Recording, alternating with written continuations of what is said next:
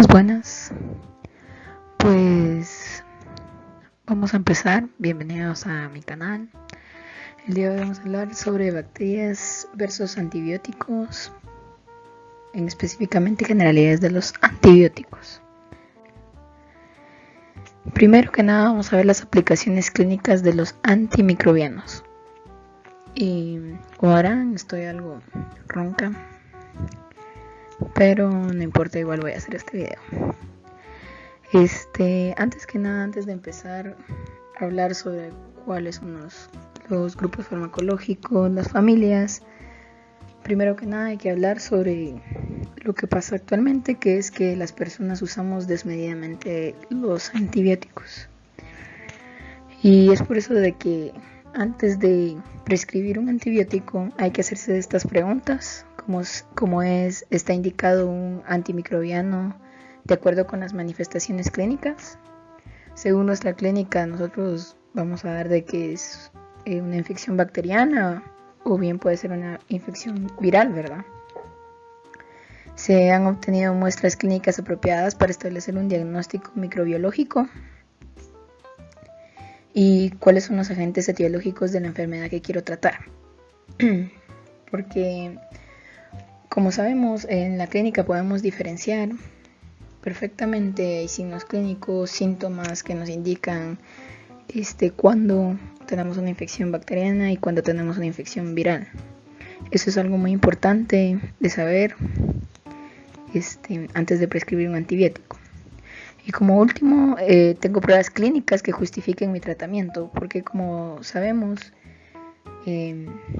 pues últimamente las personas lo demandan a uno por cualquier cosa, ¿verdad? Y si tenemos efectos adversos que no preveemos antes de prescribir un antimicrobiano, pues en cierto modo podemos arrepentirnos.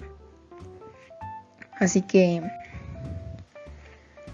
también hay que saber de que luego de que nosotros establecemos, está bien, esto es una enfermedad bacteriana, pues tenemos que empezar con un tratamiento, ¿no?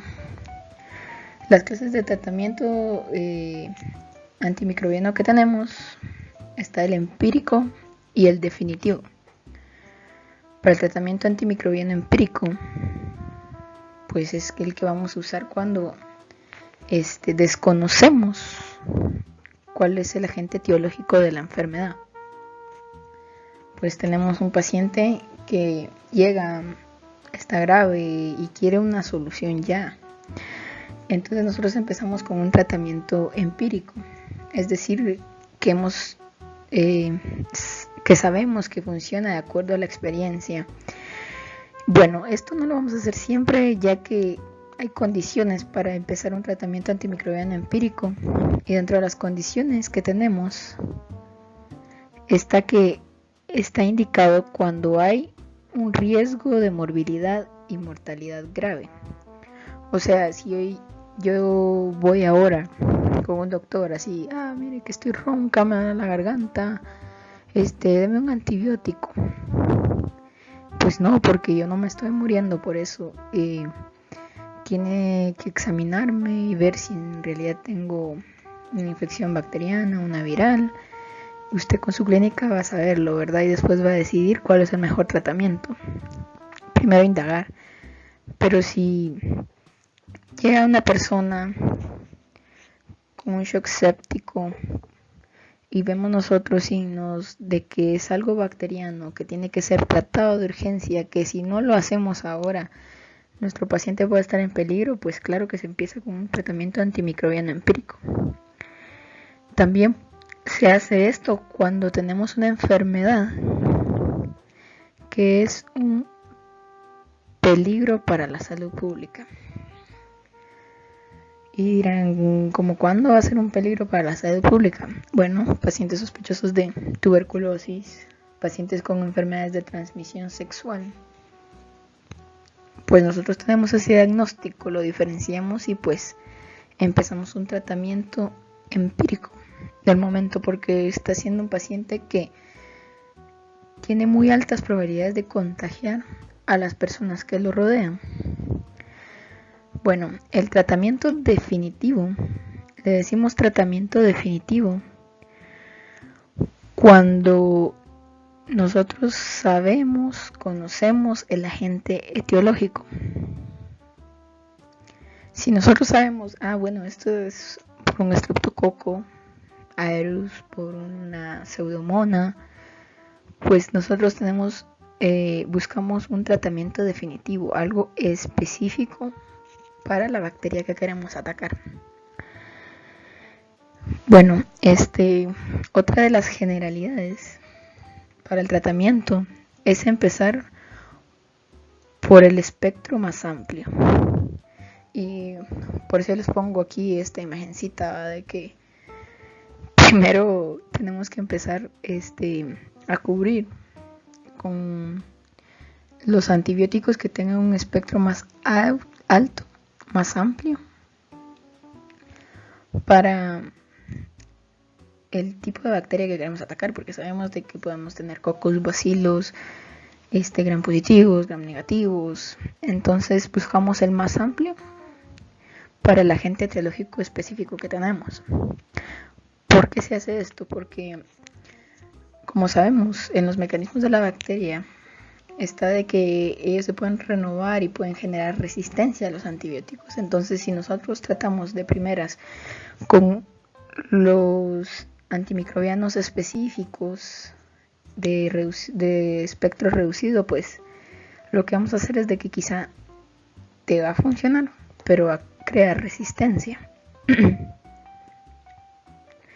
Bueno, otra cosa importante que hay que saber de esto es de que muchas veces los pacientes empiezan a tomar antibióticos cuando empiezan con los síntomas y los signos, porque claro, hoy en día vas a la farmacia y el farmacéutico te dice, ay, tómate esto, que tómatelo, eso te va a ayudar, y pues ellos empiezan a tomar antibióticos y llegan a su consultorio, y eso es algo que se tiene que indagar sí o sí, porque si ellos están tomando un antibiótico en forma empírica o ustedes empiezan un tratamiento empírico, muchas veces eso va a disminuir los síntomas y signos del paciente y luego va a dificultar establecer el agente etiológico y por tanto nos va a dificultar hacer esto, el tratamiento definitivo. Entonces vamos a tener más complicaciones, podemos tener más efectos secundarios, más toxicidad, y todo por no averiguar, no indagar, no hacer bien un historial clínico, no llevar bien la clínica. Bueno, cuando seleccionamos un antimicrobiano, pues hay muchas cosas que hay que tomar en cuenta. Hay muchas cosas que influyen para decir, está bien, yo lo voy a tratar con un beta-lactámico, lo voy a tratar con cefalosporina, le voy a dar esto, voy a combinarlo. Y dentro de los factores principales tenemos al hospedador, tenemos factores farmacológicos y la susceptibilidad. Cuando hablamos del hospedador, estamos hablando de nuestro paciente. Para vamos a tener consideraciones, ¿verdad? Dentro de lo que tenemos que tomar en cuenta son los estados patológicos concomitantes. Por ejemplo, si tenía una enfermedad de base, diabetes, glomerulonefritis, tiene cirrosis, cualquier patología que pueda afectar si yo le doy un antimicrobiano específico. También tenemos el empleo de fármacos inmunosupresores. Si nuestro paciente está tomando corticosteroides, cualquier otro fármaco inmunosupresor, por ende eso nos va a dar la pauta de que podría ser un problema cuando lo tratemos, porque si tenemos suprimido el sistema inmunológico, sabemos que todas los microbios, bacterias, virus y todo que pueden ser oportunistas, y el tratamiento tiene que ser especial, mejor pensado, mejor planificado. También tenemos que tomar en cuenta los efectos adversos previos a la administración del fármaco. ¿A qué se refiere esto? A que si nuestro paciente está tomando un fármaco porque es diabético, asmático, es hipertenso, pues como cualquier patología crónica, el tratamiento va a llevar efectos adversos previos. Entonces tenemos que considerar de que si yo le estoy dando un tratamiento que le está causando un daño renal, yo no puedo suscribirle un antimicrobiano que también le va a causar o le va a agravar esos efectos adversos. Tenemos que evaluar cuántos beneficios o cuánto riesgo tenemos al momento de prescribir un antimicrobiano. La edad también es importante, porque sabemos que en niños y ancianos hay que tener consideraciones con las dosis, con el tipo de tratamiento. Hay medicamentos que están específicos para lactantes, para infantes, para la persona adulta, para ancianos. Eso es algo que se tiene que tomar en cuenta. Tenés que saber bien las especificaciones de cada medicamento. El estado gestacional, porque sabemos de que varios de los fármacos pueden ser teratógenos o pueden afectar en cierta manera al feto. Entonces, el estado gestacional, pues hay una tablita que más adelante vamos a ver donde pues tenemos en cuenta esto, ¿verdad? Los riesgos de un fármaco de acuerdo al estado gestacional, cuándo debemos usarlo, cuándo no. Fármacos que están prescritos para mujeres embarazadas, los que están contraindicados. Y por último, dentro de las consideraciones en el hospedador sería la exposición epidemiológica. Si yo sé que yo voy a estar dando un fármaco que inhiba toda la flora bacteriana, que barra con todo y nos deje barrida la flora bacteriana, y sabemos que este paciente está en un área epidemiológica y está en riesgo de exposición, pues vamos a tener como el riesgo de que adquiera aún más enfermedades de las que tuvo cuando llegó con nosotros. Y como segundo punto están los factores farmacológicos. Todo lo que tenga que ver con el fármaco que le vamos a dar. Dentro de eso está la farmacocinética. Está la capacidad del fármaco de llegar al sitio de infección. Están los efectos tóxicos del fármaco y las interacciones del fármaco. Si vemos esto, está bien relacionado con lo que hemos hablado antes del hospedador. Y por último, tenemos la susceptibilidad. La susceptibilidad del microorganismo específicamente hacia el fármaco. Por ejemplo, sabemos de que hay fármacos que atacan cocos gram negativos y gram positivos. Pero mi paciente, ¿qué? Está infectado por un bacilo. Obviamente, el microorganismo al que estamos tratando no es susceptible hacia el fármaco que le vamos a administrar. Eso quiere decir de que nuestro tratamiento va a ser ineficaz. Y como último, y lo puse aquí, pero solo por cuestión de estética, es el costo del fármaco. ¿A qué me refiero yo con el costo del fármaco? Por ejemplo, tenemos que evaluar qué probabilidades hay de que nuestro paciente se adhiera a nuestro tratamiento. Si no tiene unos buenos ingresos, no va a poder comprar el fármaco que le estamos prescribiendo. Tenemos que buscar el mejor fármaco que se adecue a las necesidades de nuestro paciente y a sus posibilidades. Porque bien podemos encontrar el fármaco ideal, pero si nuestro paciente no tiene las posibilidades de mantener su tratamiento, pues simplemente lo va a dejar. Y pues ni siquiera lo va a tomar, y luego se van a agravar más las situaciones y pues estamos aquí para ayudar, no para hacer daño. Entonces tenemos que tener en cuenta todos estos factores. Entonces es como la imagencita que les pongo aquí, que cuando damos un fármaco estamos intentando ir a destruir totalmente esa bacteria, ¿verdad? Y aquí están los cuadros que les decía sobre las consideraciones en lo que es la gestación, la cual la podemos dividir en categorías que sería A, B, C, D y X. La categoría A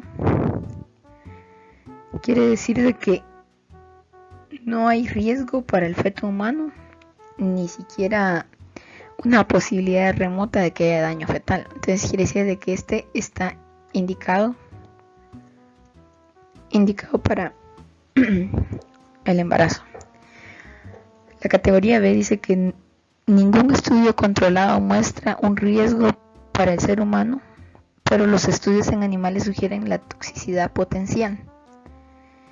¿Qué quiere decir esto? De que no, han puesto el fármaco, no se ha visto algún daño, pero en animales, en los experimentos de animales, porque se lleva un proceso para que aprueben un fármaco, pero dice que en los animales se ha visto que puede ser tóxico.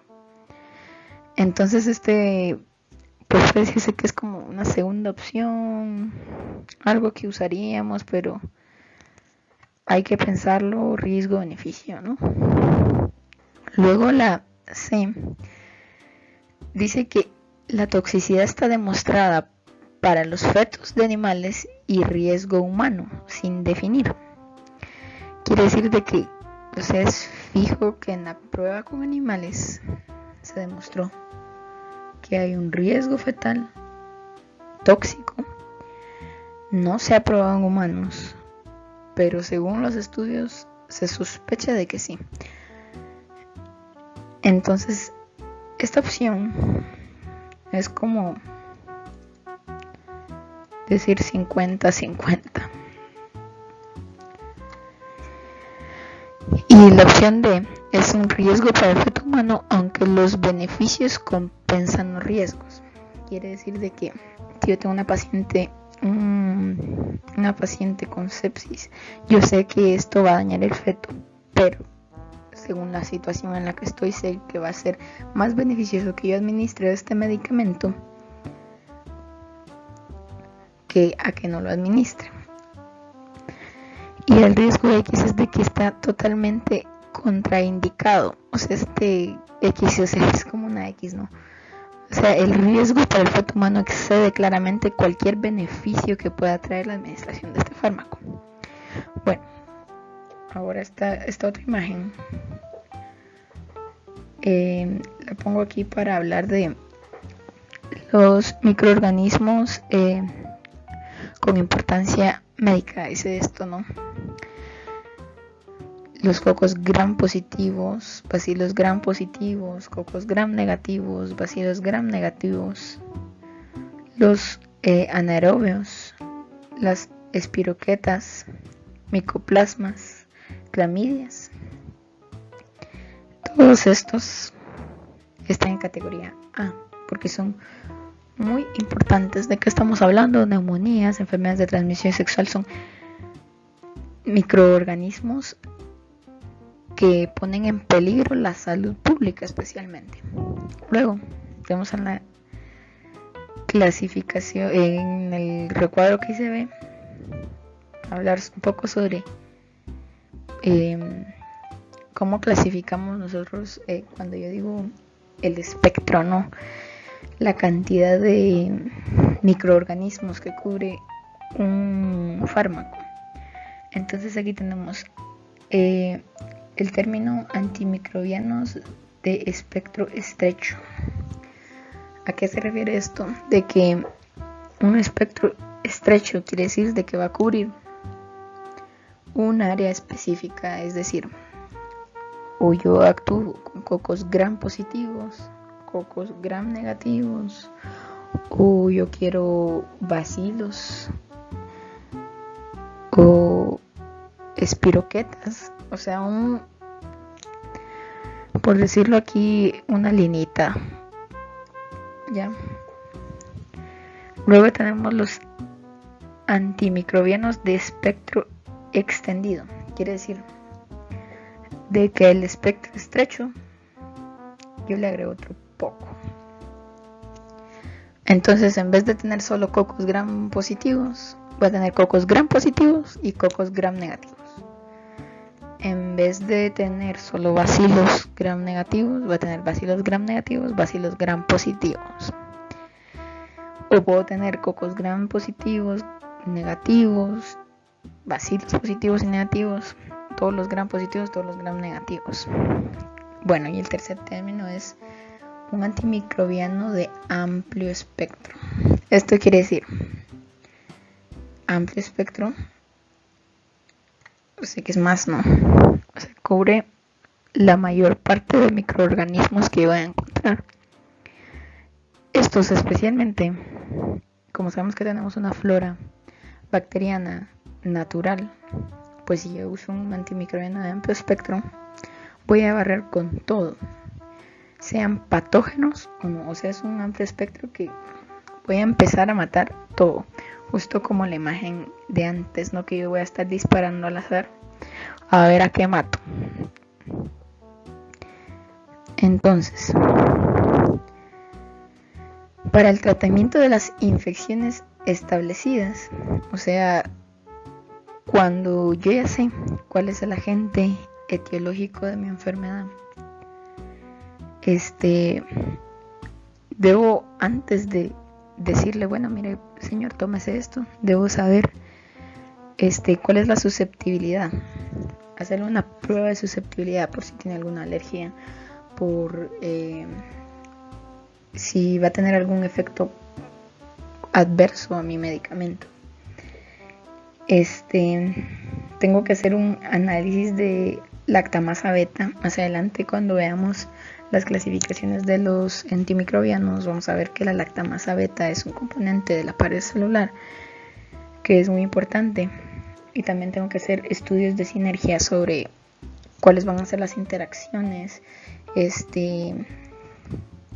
si esto va a bloquear, va a ser inhibido por algún otro medicamento que mi paciente esté tomando. Entonces, hay que medir la concentración de un fármaco necesario para inhibir o eliminar el microorganismo en un cultivo en vivo. Eso se in vitro. Esto es necesario mandar a hacerlo para estar seguros de no excedernos en el tiempo del tratamiento, en las dosis del tratamiento, y así tener lo mínimo de efectos adversos cuando tratemos a un paciente. Y luego hay que medir las interacciones farmacológicas sinérgicas. Quiere decir de que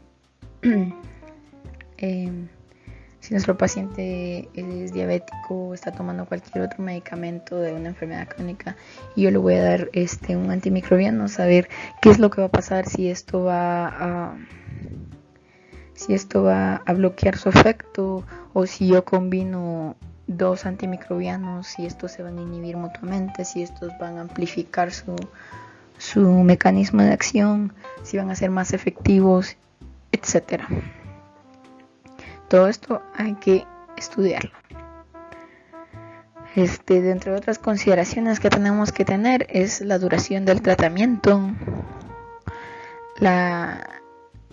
Nosotros tenemos que procurar tener el periodo más corto de tiempo para un tratamiento, aunque esto va a depender del agente etiológico de la enfermedad que presente nuestro paciente.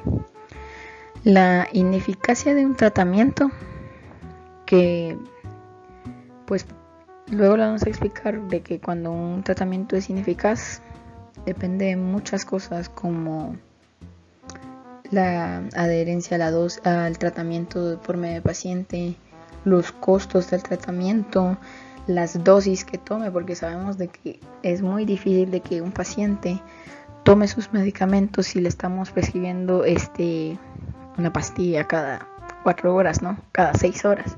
Es más difícil a que le digamos, tómese una pastilla al día, ¿no? Y la farmacodinámica del fármaco, la farmacocinética del fármaco, los efectos tóxicos que nos pueda dar este fármaco, si vamos a dar una combinación, y la profilaxia que se va a llevar con ese fármaco. Entonces, empezando con lo que es la farmacodinámica, tenemos de que podemos tener fármacos bacteriostáticos y fármacos bactericidas. ¿Qué quiere decir esto? Un fármaco bactericida es el que posee la actividad sobre la pared celular bacteriana. Y los bacteriostáticos son los que inhiben la síntesis de proteínas bacterianas. ¿Qué quiere decir esto? Un bactericida los va a matar. Se va a lisar esa bacteria.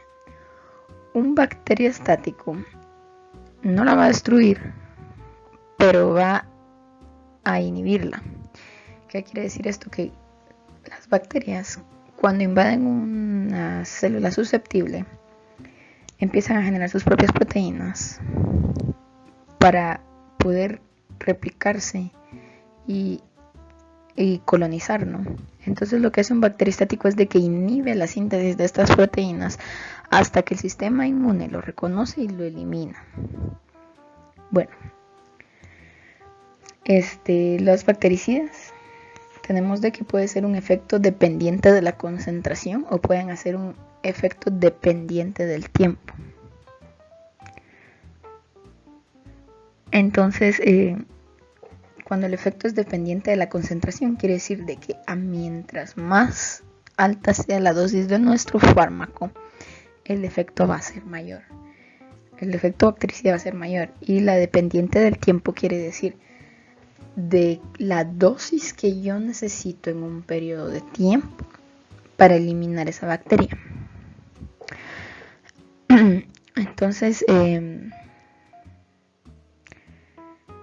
efecto postantibiótico quiere decir que es la supresión persistente de la proliferación bacteriana después de la exposición limitada a un fármaco antimicrobiano. ¿Qué quiere decir eso? De que cuando es la supresión que yo voy a encontrar cuando yo doy un fármaco, ¿no?, antimicrobiano. Eso es lo que se le denomina efecto postantibiótico.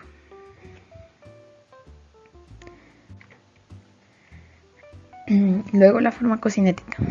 En la farmacocinética debemos saber la vía de administración. Se dice que para los antimicrobianos la vía de administración de elección debe ser la vía oral. Pero también existen las vías parenterales. Pero las vías parenterales son como una segunda opción para casos de gravedad. Es decir, cuando yo tengo un paciente grave, yo necesito que se mejore sí o sí. Uso una vía parenteral. O cuando tengo un paciente que no puede tener el medicamento administrado por vía oral. Ahí es cuando yo elijo otra vía.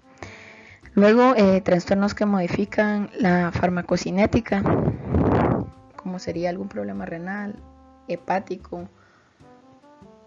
¿Por qué digo esto? Porque esto afectaría la eliminación de nuestro fármaco.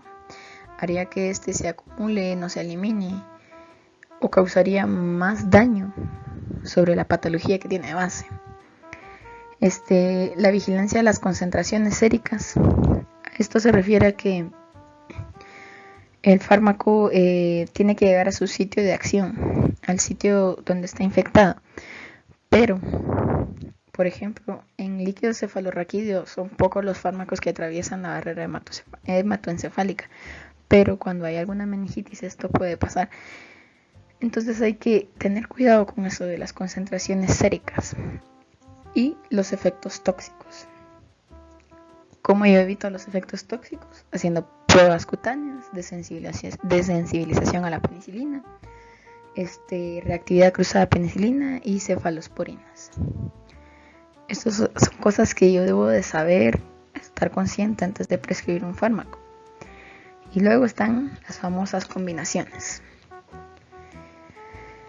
De preferencia se usa un solo antimicrobiano, uno solo, y es por eso de que uno tiene que tener tanto cuidado. Pero combinaciones, dice ahí, no. Las combinaciones innecesarias aumentan la toxicidad. O sea, yo no voy a tener una fiebre. Yo voy a decir, tengo que usar una combinación de antimicrobianos, no. Porque hay fármacos que combinados tienden a tener cierta toxicidad. Pero sí es necesario utilizar las combinaciones. ¿En qué casos? Cuando hay cepas resistentes. ¿A qué se refieren las cepas resistentes? A lo que hablábamos antes, va de que a veces por una fiebre, por cualquier cosa, alguien le da, démosle el antimicrobiano más específico para esa bacteria. Bueno, pues las bacterias se mutan y se vuelven cepas resistentes. Y pues ya no tenemos un antimicrobiano que le haga, ya probamos todo y es resistente a todo. Entonces, ¿qué hago? Uso una combinación para potenciar el efecto. Y también los utilizo para generar sinergia, que es lo que hemos dicho, de que cuando combinamos, hay combinaciones que al administrarlas juntas, estas potencian su efectividad. Y como último tenemos a la profilaxia. Dice que la profilaxia con un antimicrobiano se utiliza cuando los beneficios superan los riesgos de la profilaxia. O sea, yo no le voy a dar profilaxia a cualquier persona. Hay dos ítems que debo de tener, que es una profilaxia quirúrgica y una no quirúrgica. Cuando yo doy profilaxia por un procedimiento quirúrgico, se da por 4 razones. Operaciones abdominales, operaciones de más de 2 horas, heridas contaminadas y por lo menos 3 diagnósticos médicos. O sea, yo no sé qué es lo que tiene, lo intervinieron quirúrgicamente para saberlo y pues le tienen que dar la profilaxia con algún antimicrobiano. ¿A qué me refiero yo con heridas contaminadas? Bueno, pues hay una clasificación de las heridas quirúrgicas donde las clasificamos en limpias contaminadas y sucias. Las limpias son heridas sin inflamación aguda ni violación técnica. Las limpias contaminadas son heridas con penetración controlada a los aparatos respiratorio, digestivo y que tienen una contaminación mínima. Y las heridas contaminadas son inflamaciones no purulentas. O cuando una víscera hueca vacía su contenido, o cuando hay un traumatismo. Esa es una herida contaminada. ¿Ya? Entonces, en heridas contaminadas, yo utilizo profilaxia.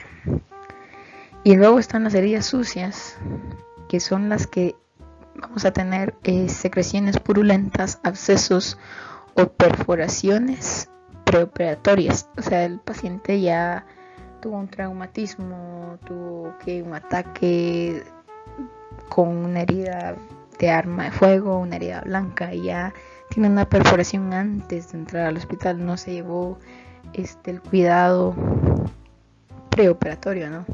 Entonces, definitivamente debo de llevar profilaxia con estos pacientes.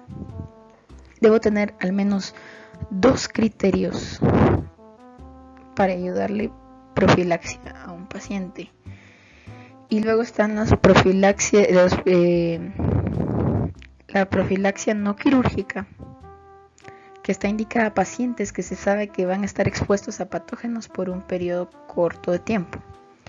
Es decir, que yo sé que van a ir a un área endémica, un área donde van a estar expuestos a varios patógenos y es muy probable que adquieran alguna enfermedad.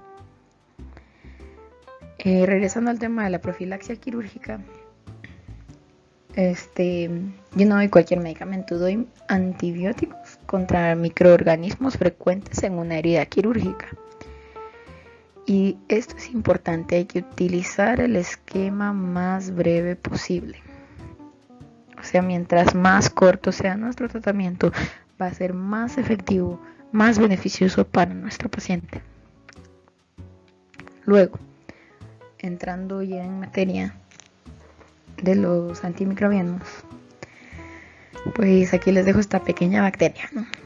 Entonces tenemos que la bacteria está compuesta por un código genético en un nucleoide sin membrana que lo cubra, o sea, es un código genético desnudo, que es el que encontramos aquí.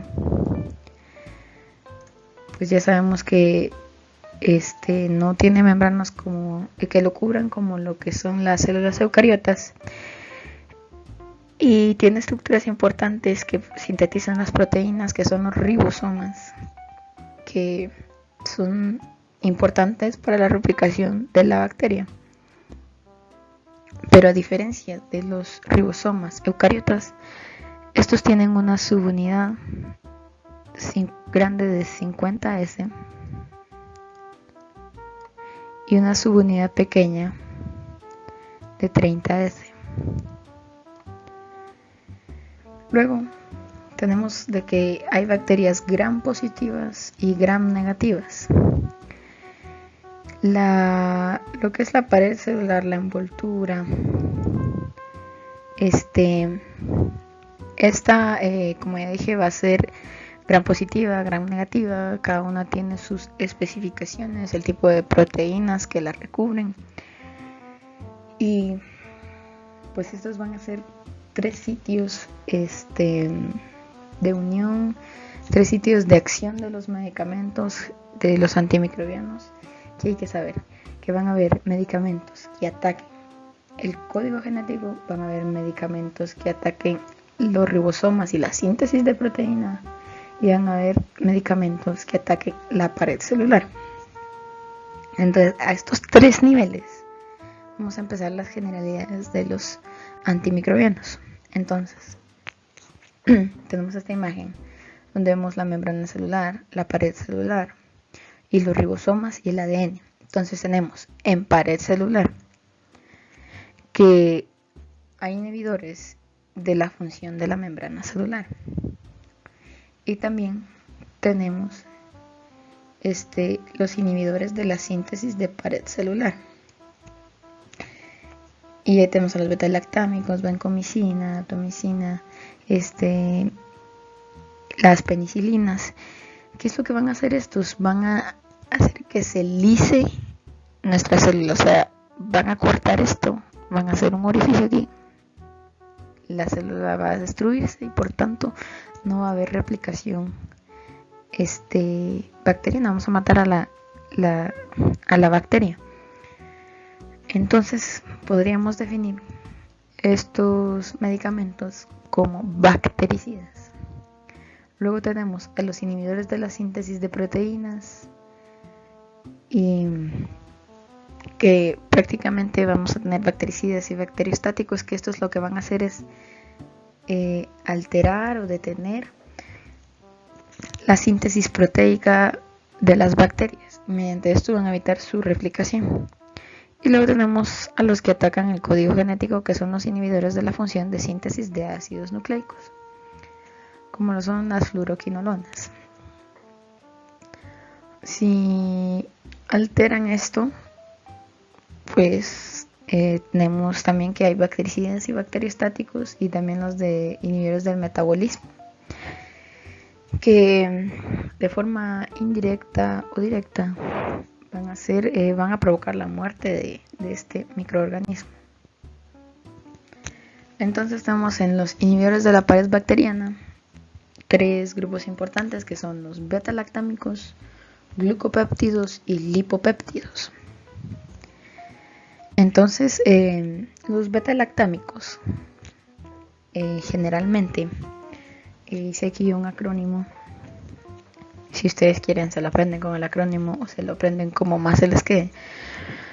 Pero para definir a los beta-lactámicos, pues beta, yo lo asocio así como decir una bomba, ¿no? Una bomba que uno tira en la membrana y la destruye. Entonces hice este acrónimo que es PECAMOS.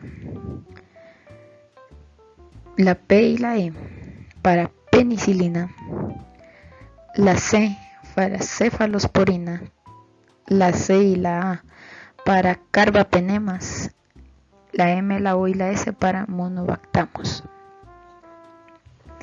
Voy a hacer más adelante videos donde voy a explicar cada grupo farmacológico y su mecanismo de acción para ver qué enfermedades se pueden cubrir, qué microorganismos se pueden cubrir, efectos adversos, interacciones y todo lo que necesiten saber sobre estos grupos. Ahorita estamos hablando sobre generalidades, pero beta-lactámicos, PECAMOS, penicilina, cefalosporina, carbapenemas, monobactamos. Luego tenemos los que atacan a los ribosomas, ¿no? Entonces tenemos inhibidores de la síntesis de proteínas.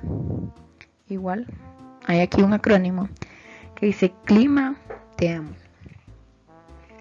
Como sabemos, tenemos una subunidad 50S y una subunidad 30S.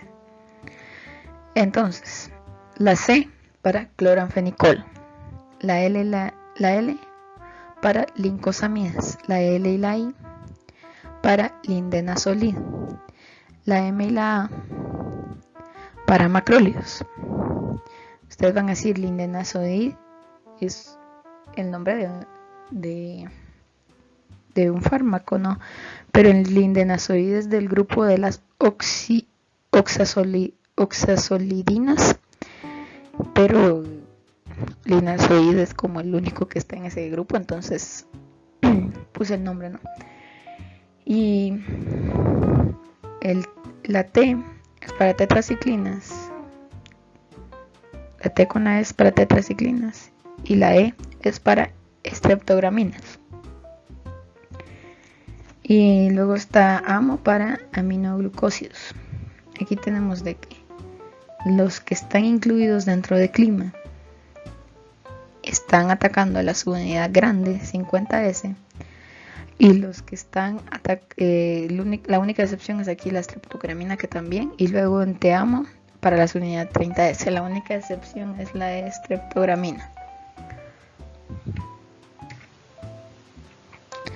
Y luego los que afectan el material genético, que son las quinolonas.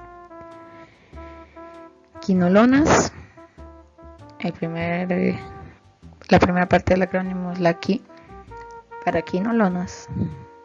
Luego NO, NO para nitroimidazoles. Luego la L para lipopéptidos y la S para sulfonamidas. Esta unas pues, me sobró, entonces no le vamos a poner nada en especial. Si alguien tiene alguna idea lo puede agregar, pero yo incluí estos grupos aquí. Así que eso es todo. Luego voy a subir un video donde voy a explicar cada grupo. Vamos a empezar a hablar ya más específicamente de cada grupo farmacológico. Estos solo fueron generalidades. Si ustedes quieren sugerir temas que les gustaría encontrar videos, temas de los que tienen curiosidad, pueden ponerlos en los comentarios. Comentar no les cuesta nada. Si ustedes quieren, regálenme un like y suscríbanse a mi canal. En sus comentarios también aspectos positivos y negativos, si les gustó, si no les gustó, si sienten que les faltó algo, pues yo voy a agradecer la sinceridad. Y pues nada, que comenten, y les dejo aquí ya como último, no se olviden de comentar. Gracias.